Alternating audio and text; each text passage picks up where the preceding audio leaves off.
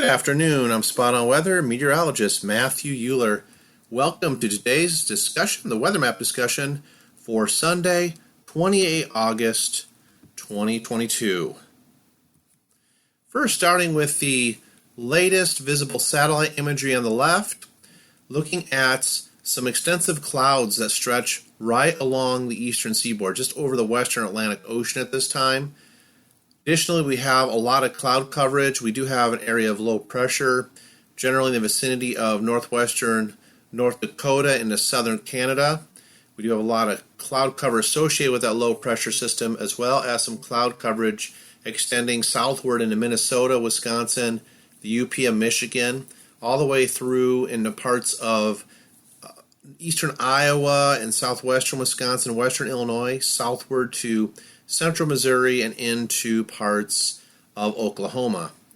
This visible satellite image looking very summer-like across the eastern United States, as I'm seeing a lot of those speckled looking features on the visible satellite imagery, which is indicating a lot of cumulus clouds due to the thermal instability of the atmosphere with the max heating of the sun on a hot, humid, late summer day across many parts of the eastern United States.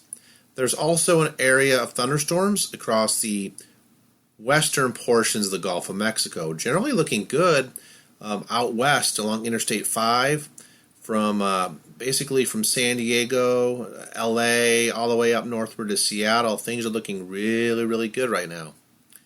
Looking at the radar, the latest radar image, we do see the west is fairly dry, which is matching up quite well with the satellite image on the left. We do see, associated with that area of low pressure over northwestern North Dakota, we do see some scattered showers out ahead of that low pressure circulation into eastern North Dakota and parts of northwestern Minnesota. Additionally, we have some showers and thunderstorms occurring from southwestern Missouri, the Springfield, Missouri area, northeastward, just north of St. Louis and into parts of western Illinois, and that extends back to the northeast across parts of central Wisconsin, parts of northern Lake Michigan, and even into parts of southeastern Canada. Additionally, we have some showers and storms generally located offshore of the Carolinas over the waters of the western Atlantic Ocean, as well as into parts of northern Florida, and all the way down Interstate 95 towards Miami, and then also along Interstate 75 along the west coast of Florida in the southwestern portion of the state, getting close to the Tampa, St. Pete area. There are a lot of scattered showers and thunderstorms in association with this cluster of clouds over the western Gulf of Mexico as well. Looking at the surface analysis for today, Sunday, 28 August 2022. Looking at the western United States, we do see an area of low pressure across parts of Idaho, with a stationary boundary extending westward, generally across northern Nevada and northern California. Additionally, there is an area of low pressure, a 997 millibar low, over parts of South Dakota. Additional areas of low pressure up into central Canada. We do see a frontal boundary, a cold front, extending southward from this particular area of low pressure over parts of south central Canada. This cold front extends into eastern North Dakota, into parts of central South Dakota, and then back towards Wyoming. And there's basically a stalled boundary occurring from Chesapeake Bay, generally along northern North Carolina, back towards western and central Kentucky, southern Indiana, back into southern Illinois and western Illinois, northeastern Iowa, all the way back into southwestern Minnesota and eastern North Dakota. There's just a stalled frontal boundary located at that location. Generally, south of this frontal boundary, it's a muggy day. The latest surface stations reporting dew points at 73 degrees in Alabama, 73 degrees into parts of South Carolina, the Charleston area, 73 degrees in southwestern Missouri, 73 degrees in parts of Kansas, dew points in the upper 70s, 77-degree dew point indicating muggy conditions in the Houston area. So it's very muggy across a large portion of the southeast as well as the south-central U.S. at the present time. We do see slightly lower dew point values across the Great Lakes area as well as into parts of New England.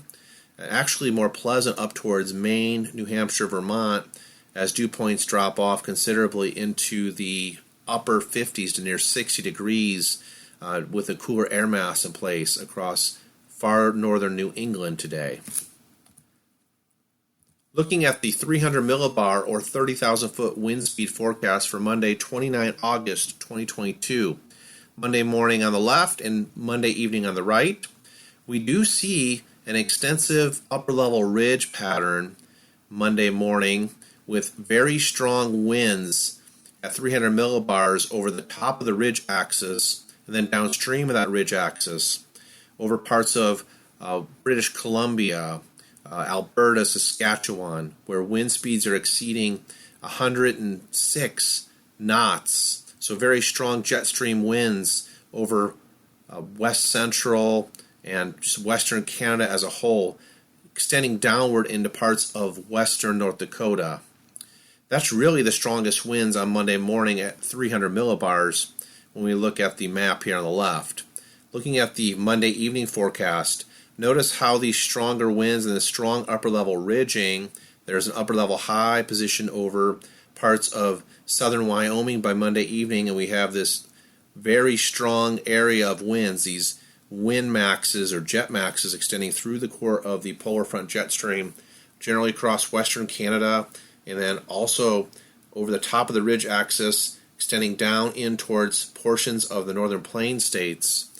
And there is a little bit more of some wind energy there at 300 millibars from eastern Iowa into southern Wisconsin and parts of far eastern Lake Superior and eastern Canada by Monday evening. So this generally looks like it would be the strongest wind speeds at 30,000 feet or 300 millibars for your Monday evening.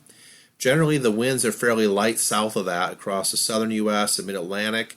We do have a little bit of a pocket of stronger winds here in the mid-Atlantic, but not a very extensive area, but generally very quiet overall when we look at things. There is a long wave ridge generally located in association with this particular feature by Monday evening, and then we have a long wave trough extending from parts of Minnesota southward into Iowa and parts of northwestern Missouri by Monday evening. Looking at the 500 millibar wind heights vorticity for 29 August 2022, Monday morning there is an upper level low, a closed low, generally just north of Minnesota. We do see a shortwave trough extending southwestward from this closed low. So we do have some of the vorticity associated with the closed low just spinning itself out, cold pocket of air aloft over parts of southern Canada, south central Canada. Overall, we have a shortwave ridge extending into western Canada. We have that shortwave trough, as I mentioned, over Minnesota, extending southwestward. And then there is a shortwave ridge over the eastern seaboard, extending northward into parts of New England. By Monday evening, that shortwave trough propagates to the east. We see that trough axis extending generally towards the southeast, becoming more negatively tilted. We also have a little bit of troughing extending southwestward into parts of western Wisconsin and to parts of southeastern Minnesota by Monday evening. So we do have that shortwave ridge remaining over the western U.S., shortwave trough now transiting east, getting blown about by these stronger jet stream winds here, moving downstream a bit. And then we do see that shortwave ridge established once again over New England, right on up into parts of far southeastern Canada by Monday evening. And beneath this ridge, we would expect very warm temperatures, very summer-like conditions, muggy air. You see a little bit of extension of the Bermuda Ridge here by these height contours going back towards Florida by Monday evening. Looking at the 700 millibar vertical velocity and heights for Monday, 29 August 2022, here's Monday morning on the left, generally showing that shortwave ridge still there across parts of northern Idaho, northward into parts of Alberta, Canada, the Alberta province, a shortwave trough extending southward from south central Canada into parts of Minnesota and more of a neutral tilt at 700 millibars. And then there is a shortwave ridge extending from southeast toward northwest across parts of New England towards southeastern Canada by Monday morning. At 700 millibars, let's look to see where we get this vertical velocity. We see a little bit of positive values across parts of southern Illinois into central Missouri by Monday evening.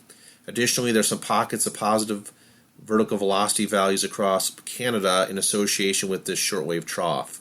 But in general, the pattern remains the same. We have a shortwave ridge extending northward into Alberta province of Canada, and then we see a shortwave trough into parts of the upper Midwest from the Lake Superior area into parts of Wisconsin and Minnesota into Iowa. Out ahead of this shortwave trough is where we're getting those positive vertical velocities and most likely some vertical lifting occurring. The shortwave ridge remains in place Monday evening across New England. Looking at the 850 millibar wind speed forecast for 29 August 2022 for Monday to start your work week. Monday morning on the left, a lot of wind is translating downward.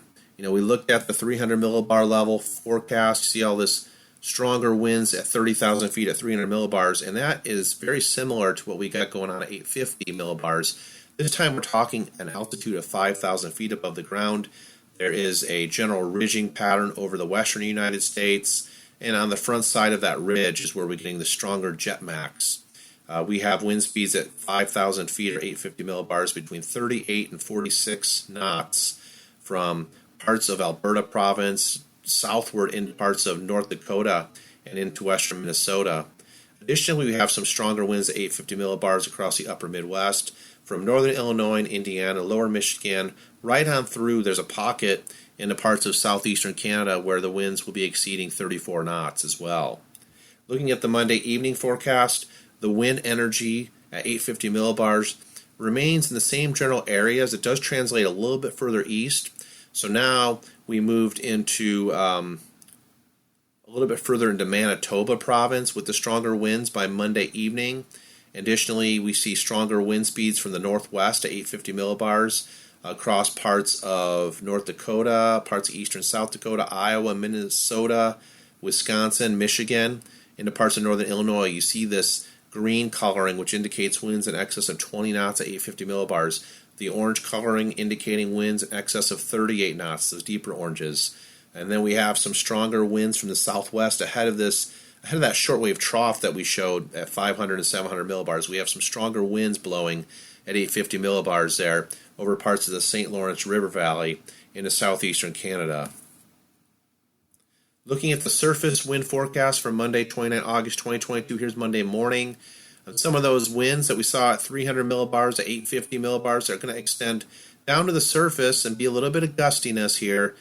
Generally, same areas, parts of North Dakota, parts of Alberta, parts of Manitoba, southwestern Manitoba province. In Canada, we got some stronger wind speeds at the surface in excess of 12 to 15 knots with higher gusts. Additionally, we have a pocket of stronger winds on Monday morning across northern Illinois, and they look to be blowing more from the from the southwest across parts of Illinois. Looking at the forecast on Monday evening on the right, still we see the strongest winds if you got a trip along Interstate 94, Interstate 90, but really 94 coming out of northwest of Minneapolis into parts of North Dakota. You will have more of a crosswind if you have a high-profile vehicle from the northwest. If you're traveling along 94 west or 94 east, you'll feel that a little bit. But in general, we have wind speeds in excess of 15 knots with higher gusts. The pocket of strongest winds remain over the Manitoba province of Canada. And then across the rest of the U.S., it's fairly benign as far as the pressure gradients and the thermal gradients. So we're expecting lighter wind speeds elsewhere across the U.S. for Monday. Looking at the precipitation forecast, if you have travel plans to drive anywhere in the United States for Monday morning, on the left, you'll see a pocket of heavier rain showers and thunderstorms. We noticed that cluster of clouds today on the visible satellite image I briefed earlier. Well, that pocket of showers and thunderstorms will be confined to the northwestern Gulf of Mexico, but it may get you wet if you're taking a trip along Interstate 10 towards the Houston, Texas area on Monday morning.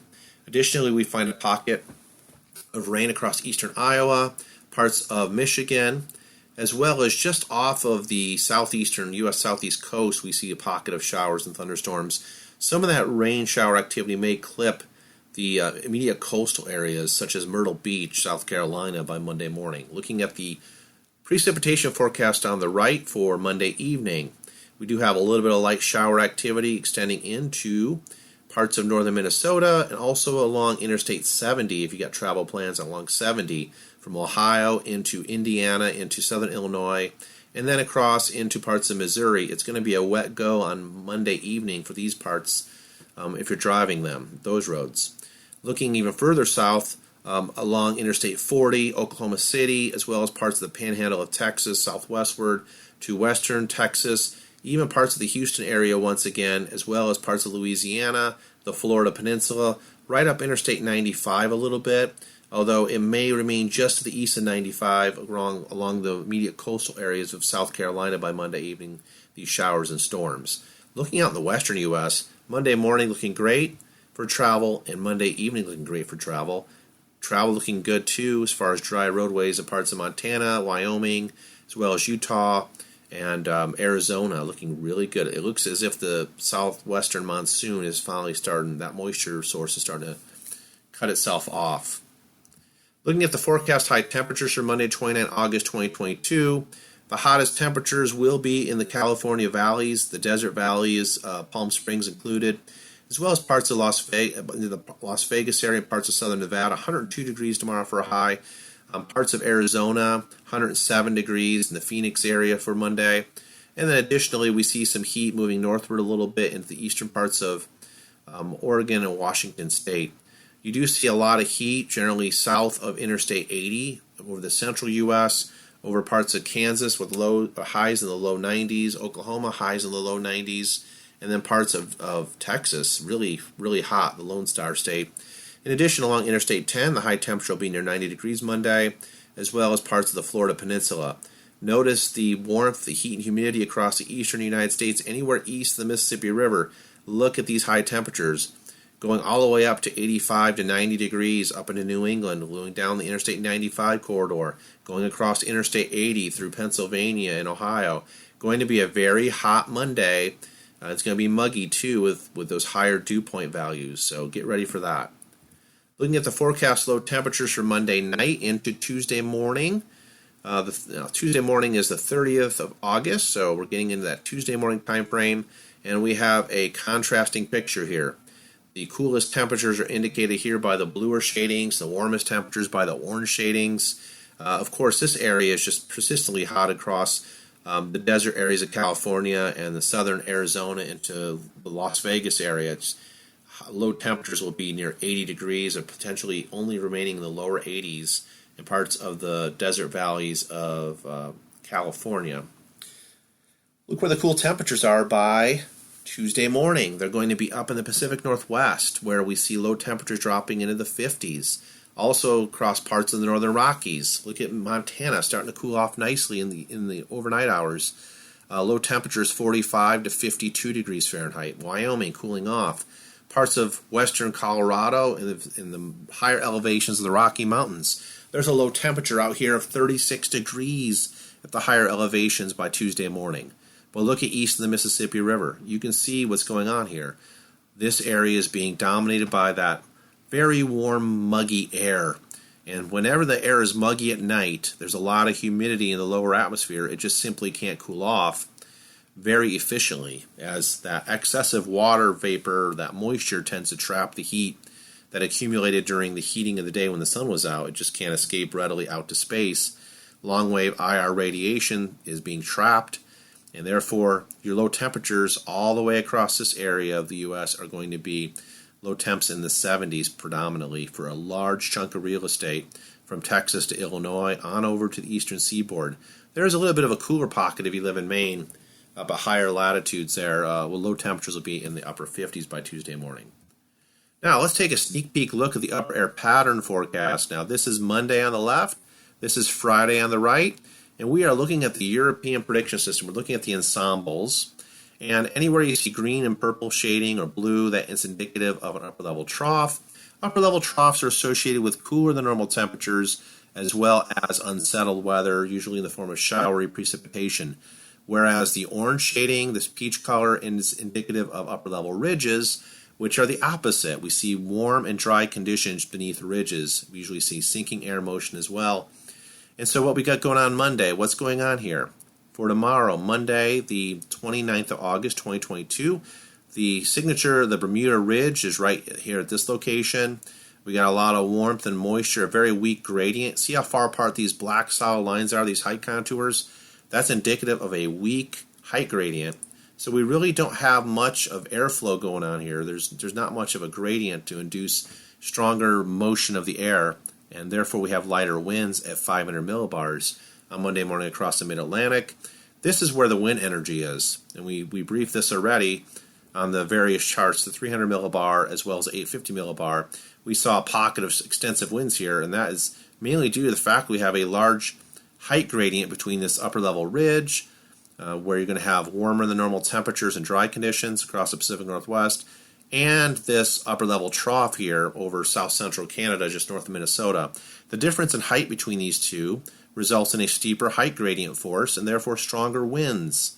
And that's what we're seeing across parts of the northern plains for Monday. We do see at 500 millibars we have a neutral tilted trough, but it does look like it's taking on more of a negative tilt from the northwest to the southeast. Additionally, we have an upper level ridge over New England, going to keep things very warm and generally on the dry side. Looking at the Friday, now this is Friday, the end of the week. This is 2 September. As we venture our way into a new month of September, we do see that we have a deep trough over the Gulf of Alaska, upper level ridge downstream, a shortwave ridge downstream of that trough into parts of the Pacific Northwest, northward to Canada. We have a nice little ridge that's establishing itself over the Four Corners region. And then we have a shortwave trough, an upper level trough here that has moved to the east, more of a negative tilt. That's going to bring in cooler temperatures across the upper Midwest by the end of the week. And then we see this reflection again of the Bermuda Ridge. Again, very weak gradient here, not much of a change across the Mid-Atlantic. We will expect to see a cold front at the surface move through the Mid-Atlantic and the eastern U.S. as a whole between now and the end of the week, which should act to bring in some slightly cooler and definitely a little bit drier air mass into the area. Now, looking at the 6 to 10 day temperature and precipitation outlook from the NOAA Climate Prediction Center, and this time period is September 3rd to the 7th. Notice the highest probability of above normal temperatures extending from California into Nevada, parts of Idaho and Wyoming, while the greatest probability of below normal temperatures is going to be over southwestern Texas, where we're expecting to see a lot of clouds and a lot more showers and storms. Notice that we also are expecting above normal temperatures from 3 to 7 September from the Midwest to the New England area, and also down the state of Florida, as well as our friends up in Alaska, in the eastern part of Alaska, higher probability for above normal temperatures. Now let's take a look at the precipitation outlook. Expecting below normal precipitation across parts of the northern plains states into Minnesota, western Wisconsin over the period, and a higher probability of above normal precip across parts of the Gulf Coast from Texas, Louisiana, Mississippi, Alabama, right into parts of southern Arkansas, and even catching the southwestern part of Tennessee, including the Memphis area, looking for above normal precipitation over the 3 to 7 September time period. Now, the tropics. I mentioned this a couple days ago in the video. The tropics are definitely heating up. Now, this is just a snippet or a snapshot from the GFS operational model as of 12Z today, 29th or 28th of August 12Z run, showing just, if you count the number of red L's here, these are the number of disturbances in the tropics. We have 4 total, including this particular system, generally in the western Gulf of Mexico, moving in, making landfall towards Mexico by the 5th of September, next Monday, Labor Day.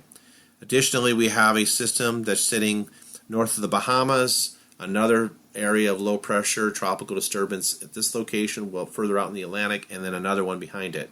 So look at how things are starting to line up. The intertropical convergence zone is starting to get more active.